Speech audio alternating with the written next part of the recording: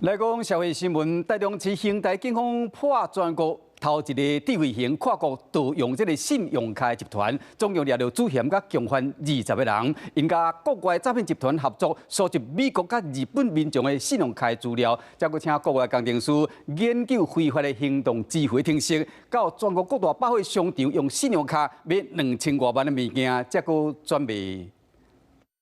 真侪警察全要去到这间透天厝，大家拢真细腻，就惊去查到伫咧房间内底乌乌困险犯，果然房间门一个拍开，险犯就匿伫咧内面。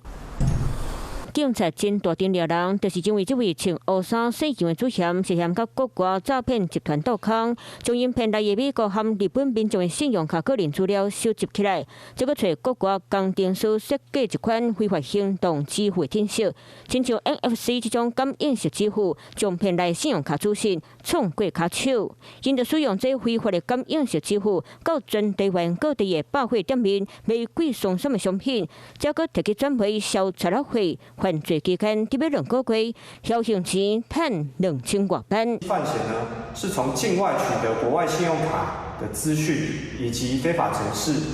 把这些东西装在手机上面，那随即呢前往店家感应刷卡，那利用这个非法的程式去欺骗刷卡机，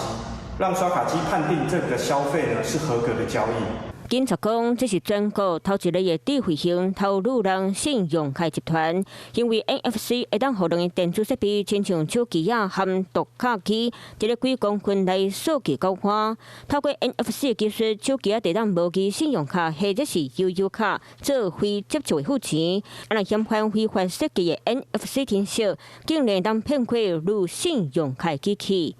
警察调查集团主要投入美国和日本民众，认为嫌犯锁定外国人可能是感觉引诱投入信用卡了后，未报警告掠人会需要用真侪时间。这一边是因为银行发现交易无正常，主动报警，所以警察才抓到主嫌和共犯拢总20个人，全部拢扣依照诈欺和组织犯罪条例移送法办。